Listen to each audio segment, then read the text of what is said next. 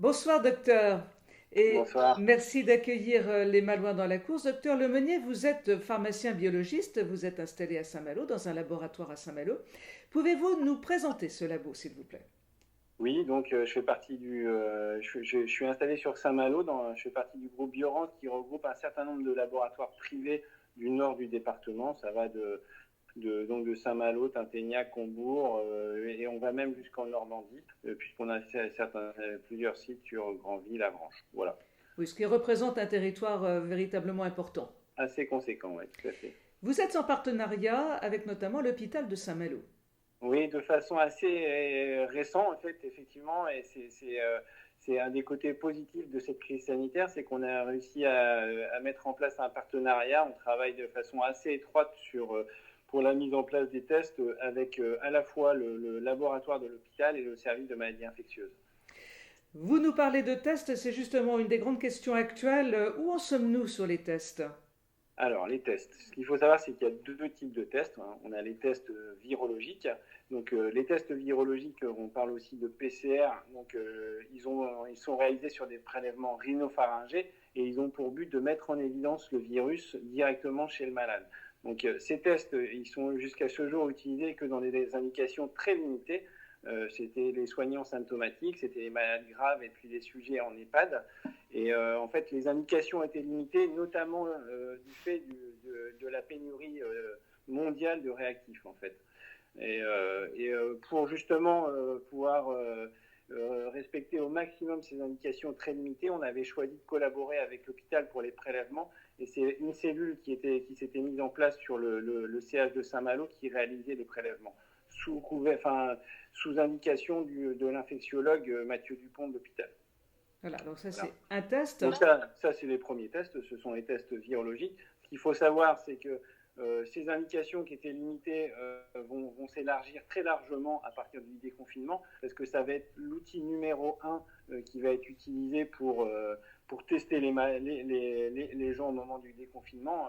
La stratégie qui semble se dessiner, c'est que dès qu'une personne sera symptomatique, elle sera testée. Si elle est positive, elle sera renvoyée en confinement. Donc c'est pour ça que les capacités on est en train d'augmenter de façon très importante nos capacités qui étaient jusque-là, il faut l'avouer, un petit peu limitées. Oui, c'est pour ça, vous répondez déjà à ma question suivante, c'est pourquoi y en avait-il si peu? Ah, et ouais, pour l'instant, ce qu'il faut savoir, c'est que le virus n'a que 4 mois et c'est vrai qu'on avait du matériel pour rechercher d'autres agents infectieux, mais il a fallu mettre en place de nouveaux réactifs et en fait, ça c'est vrai partout dans le monde. Donc en fait, ces réactifs sont limités et c'est vraiment la raison pour laquelle les indications étaient vraiment restreintes au début. Maintenant, en fait, l'ARS organise un petit peu la montée en charge, puisqu'il va falloir effectivement pouvoir répondre assez rapidement à une demande très importante. Mais on sera prêt. On travaille largement avec l'hôpital et probablement qu'on sera peut-être même amené à collaborer avec les laboratoires vétérinaires et départementaux si vraiment on n'était pas en capacité de répondre à la demande. Donc Donc là, je vous ai parlé des tests virologiques, oui. donc on met directement en évidence le virus.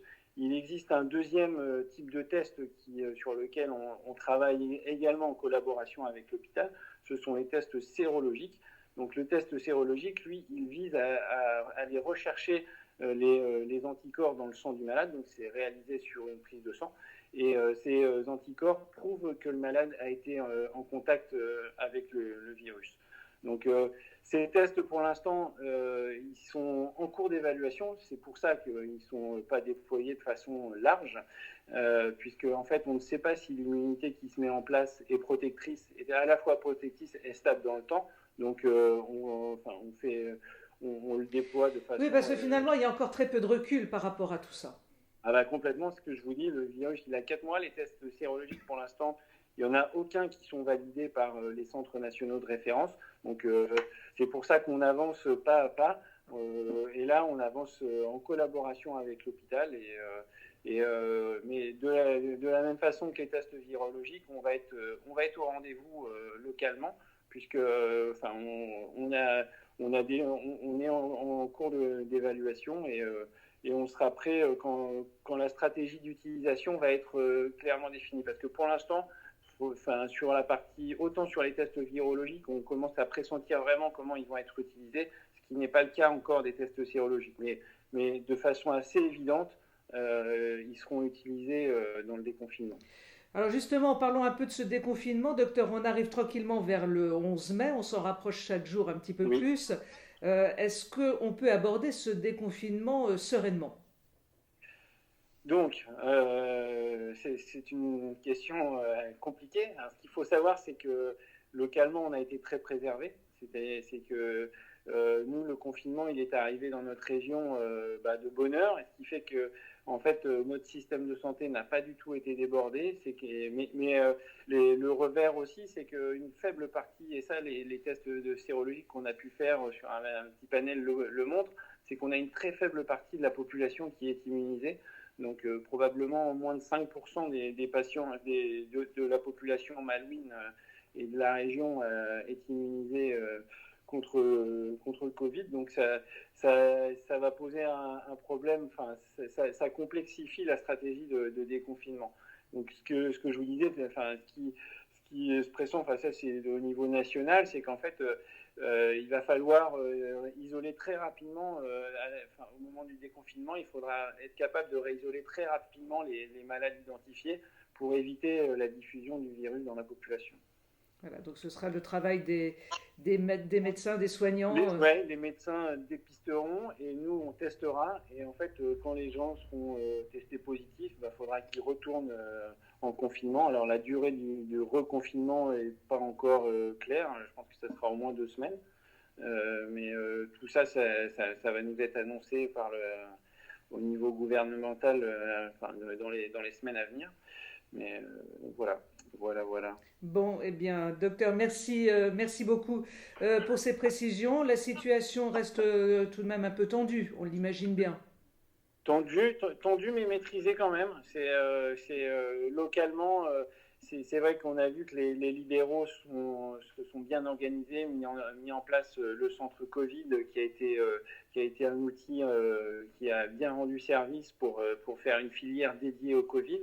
Là, nous, au niveau de la biologie, on s'est organisé également avec l'hôpital pour mettre en place les tests que je vous ai décrits juste avant. Donc, ces tests, ils sont à destination de qui? Alors, les tests virologiques dont je vous ai parlé, ils vont être à destination de tout le monde à partir du déconfinement. Comme je vous dis, toute personne suspecte de Covid devra être isolée, donc devra être testée en fait. Par contre, ça sera quand même sur prescription médicale évidemment, parce que sinon, toute personne, supposant qu'elle est malade, ne va pas pouvoir se présenter au laboratoire. Sinon, là, pour le coup, on aurait du mal à gérer.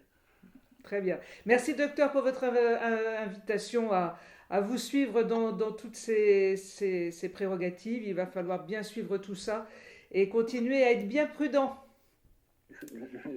Merci, docteur. Merci. Au revoir. Au revoir.